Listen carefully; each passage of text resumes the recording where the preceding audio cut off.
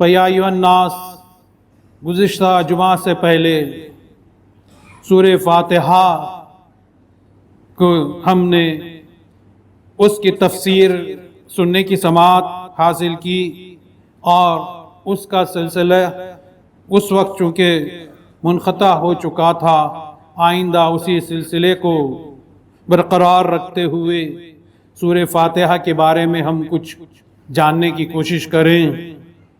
حضرات محترم، آج تک شاید ایک انسان یہی سمجھتا ہوگا کہ سورہ فاتحہ ایک دعا کے سوا کیا ہے، مگر کیا آپ جانتے ہیں کہ سورہ فاتحہ میں بہت ساری حقیقتیں اور راز پوشیدہ ہیں؟ مثال کے طور پر خدا کی حمد و ثنا سورہ فاتحہ میں ہے، اس کی توحید، ربوبیت، رحمت، مالکیت، عبادت، بندوں کی ہدایت، استعانت، مدد، نیک اور صالح بزرگوں کی موافقت، گمراہوں سے نفرت، قیامت، اللہ کی طرف توجہ، سزا اور جزا، یہ تمام مضمونیں سورہ فاتحہ میں ایک ہی جگہ آپ کو نظر آئیں گے۔ اگر آپ وسیع النظر اور گہرائی سے دیکھیں تو سورہ فاتحہ میں اوپر کی بیان کی ہوئی ساری خصوصیتیں آپ کو نظر آئیں گی۔ ہم صرف نماز میں سورہ فاتحہ کو پڑھ لیتے ہیں مگر اس کی حقیقت کو نہیں جانتے۔ جس طرح گلاب کے پھول میں ایک گلاب کا پھول ہمارے سامنے ہوتا ہے، مگر اس گلاب کے پھول کے اندر رنگ، خوشبو، نزاکت، لطافت، نرمی، شوخی، تازگی، دلکشی، ٹھنڈک، رونق، یہ ساری چیزیں آپ کو رچی بسی نظر آئیں گی، حالانکہ دیکھنے میں یہ صرف ایک گلاب کا پھول ہے۔ یا جس طرح ایک بیج کو ہم دیکھتے ہیں تو اسے صرف ایک معمولی سا بیج سمجھتے ہیں، مگر اس بیج کے اندر پورا درخت، اس کی جڑ، ڈالیاں، پھل پھول وغیرہ سب کچھ سمٹا ہوا ہے، اور یہ کہ پورا درخت اسی بیج سے نکلتا ہے۔ اسی طرح سورہ فاتحہ میں بہت سارے مضامین ہم کو ملیں گے۔ اب اتنی ساری خصوصیت کے حامل سورہ فاتحہ کو اللہ نے اپنے فضل و کرم سے انسان کو عطا کر کے بندوں کو یہ تعلیم فرمائی ہے کہ اے میرے بندو، تم میری بارگاہ میں اپنے اعتقاد اور یقین کے چراغ روشن کر کے ادب و احترام سے کہو الحمدللہ رب العالمین۔ صرف ہم الحمدللہ رب العالمین کہہ دیتے ہیں، مگر اتنی تفصیل سننے کے بعد جب آپ الحمدللہ رب العالمین کہیں گے تو اس کی لذت کچھ اور ہی ہوگی۔ خدا کی تعریف کیا ہے کہ ہم دنیا میں جس کسی کی بھی تعریف کریں گے حقیقت میں وہ خدا ہی کی تعریف ہوگی، اس لیے کہ تمام کائنات کا خالق اور پیدا کرنے والا تو اللہ ہی ہے۔ آج کے دور میں انسان جتنی بھی ترقیاں کر رہا ہے اس کے لیے دماغ تو اللہ ہی نے دیا ہوا ہے، اس لیے دراصل تم جس مخلوق کی تعریف کرو گے وہ حقیقت میں خالق ہی کی تعریف ہوگی۔ اس لیے ثابت ہو گیا کہ تمام تعریفیں اللہ و رب الجل کے لیے ہی سزاوار ہے۔ الحمدللہ رب العالمین۔ آئیے ذرا رب العالمین کے لفظ پر بھی ایک نظر ڈالتے چلیں کہ رب العالمین کی اس صفت میں کیا چیز پوشیدہ ہے۔ رب العالمین کی پرورش کی یہ شان کیا ہوتی ہے، تو وہ ایسا رزق دینے والا ہے کہ اپنے دوستوں اور دشمنوں، نیکوکاروں اور بدکاروں سبھی کو رزق عطا کرتا ہے، سب کو پالتا ہے۔ دیکھیے انسان کے پالنے اور خدا کے پالنے میں کیا فرق ہے۔ سب سے پہلے یہ دیکھیں کہ انسان کس حد تک پرورش کر سکتا ہے۔ مثال کے طور پر اگر آپ کوئی لڑکا اپنے باپ سے جنگ کرنے لگے اور باپ کے خلاف ہو جائے تو اس کے باوجود کہ باپ کا دل بیٹے کی محبت سے بھرا ہوا ہوتا ہے، مگر پھر بھی اللہ یعنی وہ باپ ایسے نالائق بیٹے پر یقیناً باپ کو بہت غصہ آئے گا، وہ ہرگز اس کو دانا پانی دینے سے انکار کر دے گا۔ اگر کوئی نوکر اپنے مالک کا وفادار نہ ہو تو اس کا مالک بھی اسے پیار نہیں کرے گا اور اس کی روزی روٹی بند کر دے گا۔ لیکن خداوند کریم کی ربوبیت اور اس کی پرورش کی ایک شان ہے کہ کوئی بندہ کتنا ہی گناہگار اور نافرمان کیوں نہ ہو جائے، مگر وہ گناہ اور نافرمانی کی وجہ سے کسی کے رزق کے دروازے بند نہیں کرتا۔ کیوں؟ اس لیے کہ وہ رب العالمین ہے، یعنی سارے جہانوں کا پروردگار ہے، اور وہ ایسا رحمان اور رحیم ہے کہ ہر لائق اور نالائق، ہر نیک اور شر پسند بندوں کی اپنے رحم و کرم سے پرورش کیے جا رہا ہے۔ کائنات کے ذرے ذرے میں اس کے رحم و کرم سے کے انوار بھرے ہوئے آپ کو نظر آئیں گے، اور دنیا کے چپے چپے میں اس کی مہربانیوں کے کروڑوں سمندر آپ کو موجود نظر آئیں گے۔ پھر وہ اپنے مالک یوم الدین ہونے کا بھی دعویٰ کر رہا ہے، یعنی قیامت کے دن کا مالک ہے۔ دنیا میں تو ہر انسان اپنے اپنے حصے کا مالک ہونے کا دعویٰ کرتا ہے۔ میں اپنی جائیداد کا مالک ہوں، تم ہوٹل کے مالک ہو، وہ کارخانے کا مالک ہے، میں اس حصے کا مالک ہوں۔ مگر قیامت کے دن ایسا ہے کہ اس دن کوئی بھی انسان اپنے مالک ہونے کا احساس بھول جائے گا۔ وہاں تو صرف ایک ہی مالک ہوگا، اور وہ خدا کی ذات۔ جب یہ تصور، یہ خیال انسان کے دل میں بیٹھ جائے تو بندہ قرب الہی کی ایسی منزل پر پہنچ جائے گا کہ وہ خدا کو دیکھ رہا ہے۔ پھر اس بندے میں یہ کیفیت پیدا ہو جائے تو وہ بے اختیار پکار اٹھے گا کہ اے اللہ، ہم تیری ہی عبادت کرتے ہیں اور تجھی سے مدد مانگتے ہیں۔ ایاک نعبد و ایاک نستعین کہنے کے بعد شاید انسان کو یہ فخر پیدا ہو جائے کہ میں بھی عبادت گزار بندہ ہوں۔ اس لیے اس فخر کو مٹانے کے لیے بعد کے جملے میں فرما دیا کہ ایاک نعبد، اے اللہ ہم تیری ہی، وَإِيَّاكَ نَسْتَعِينُ جب فرمایا اللہ نے تو اس کا مطلب یہ ہو جاتا ہے کہ اللہ ہم صرف تیری ہی مدد مانگتے ہیں۔ یہاں ایاک نعبد کہنے سے انسان کو فخر پیدا ہو جاتا ہے کہ میں عبادت کر رہا ہوں اللہ کی، مگر وہ فخر ایاک نستعین کہہ دینے سے ختم کر دیا جاتا ہے، اس لیے کہ ایاک نستعین میں صرف عاجزی اور بے بسی نظر آئے گی۔ اور یہ تو بات یہاں سے شروع کی گئی ہے کہ ایاک نعبد و ایاک نستعین کہہ دینے سے بندے میں عاجزی پیدا ہوتی ہے۔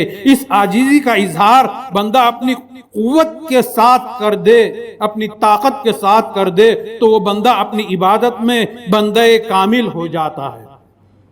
کیونکہ عبادت کے تعلق سے حضرت علامہ بیضاوی رحمت اللہ علیہ فرماتے ہیں کہ عبادت کے معنی یہ ہیں کہ انتہائی درجے کے عاجزی پیدا کرنے کا نام ہی عبادت ہے۔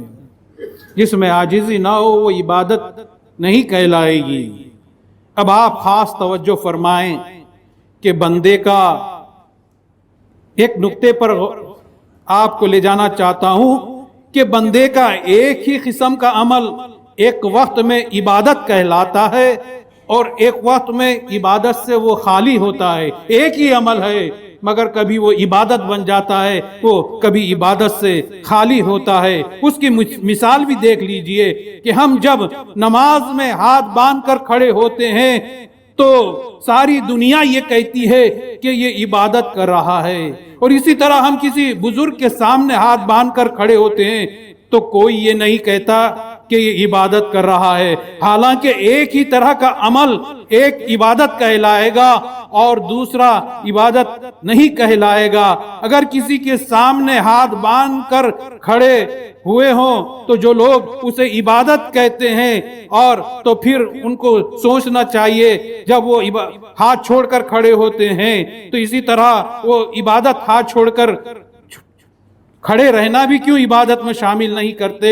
کیونکہ جب بندہ سمیع اللہ لمن حمیدہ کہتے وقت ہاتھ چھوڑ کر کھڑا ہو جاتا ہے تو ہمارے اس ہاتھ چھوڑ کر کھڑے ہونے کو کیوں ہم عبادت نہیں کہتے؟ اور اگر ہم اسی طرح کسی دکاندار کے سامنے ہاتھ چھوڑ کر کھڑے رہتے ہیں تو اس کھڑے ہونے کے عمل کو کوئی عبادت نہیں کہتا۔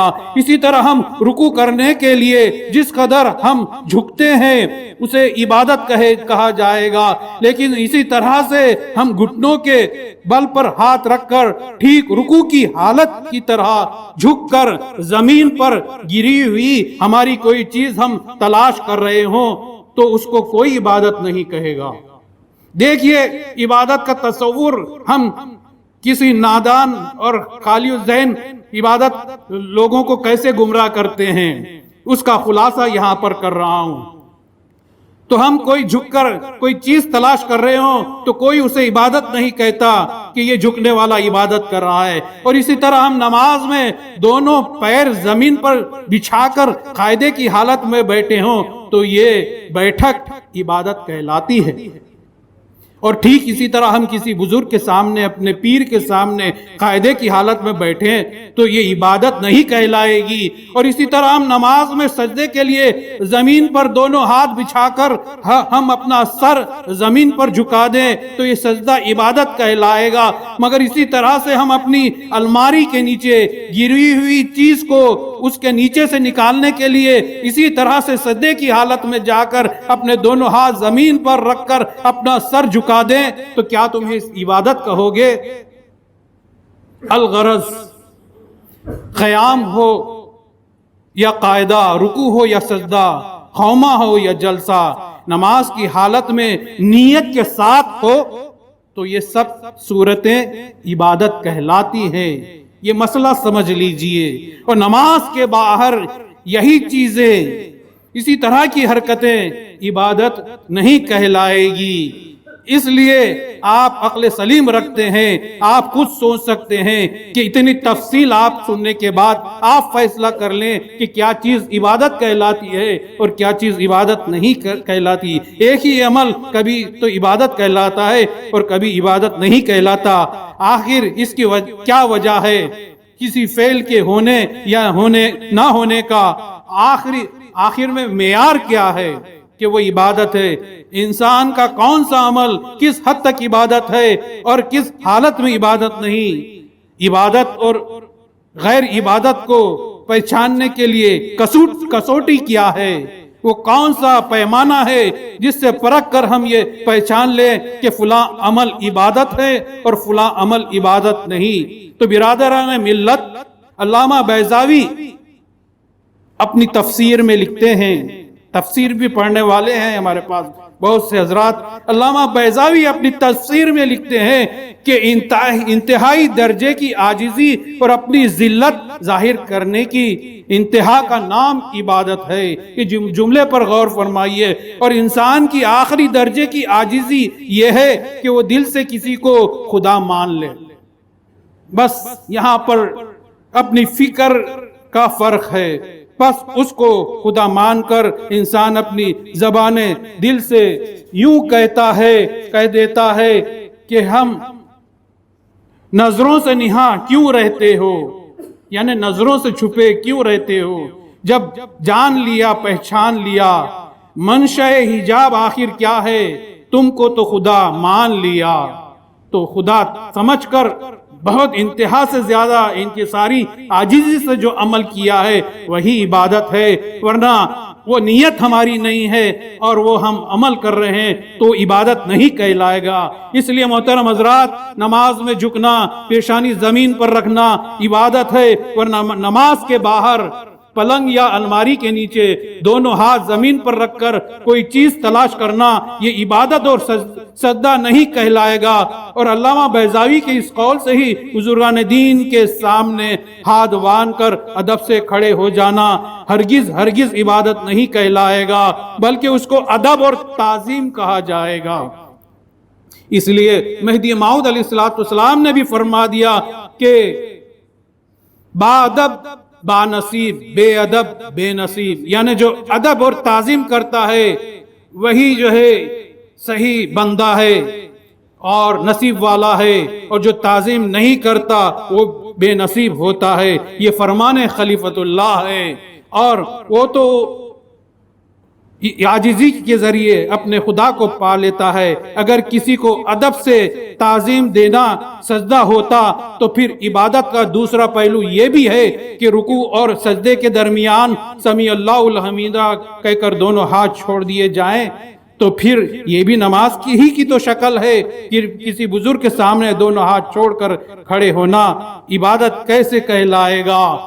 اس لیے پھر آگے دیکھیے کہ اس کی تفصیل کے بعد ہم پھر آگے کہتے ہیں کہ اہدنا الصراط المستقیم صراط الذین انعمت علیہم غیر المغضوب علیہم ولا الضالین۔ اے اللہ ہم کو ان لوگوں کے راستے پر چلا جن پر تیرا انعام ہوا، یہ نہ کہ ان لوگوں کے راستے پر جن پر تیرا غضب اور غصہ ہوا، اور نہ ہی ان لوگوں کے راستے پر جو گمراہ اور بھٹکے ہوئے ہوں۔ اس سے معلوم ہوا کہ راستے تین قسم کے ہوتے ہیں، یہ بھی جان لیجئے۔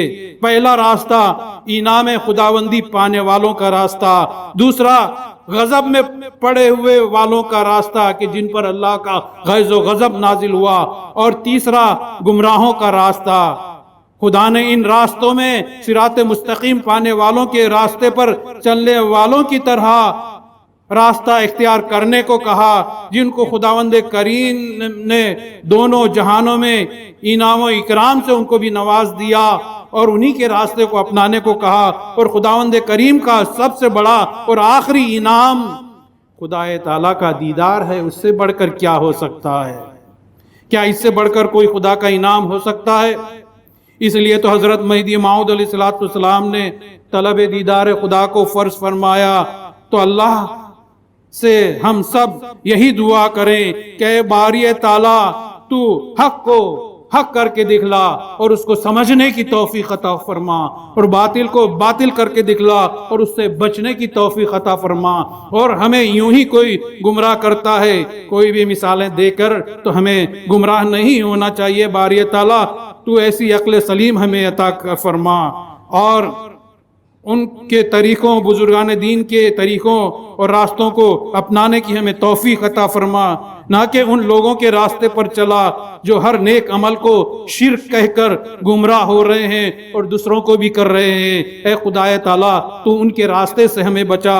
خدا تعالیٰ سے دعا ہے کہ بطفیل رسول و مہدی ہمیں صراط مستقیم کو سمجھنے اور اس پر چلنے کی توفیق عطا فرما۔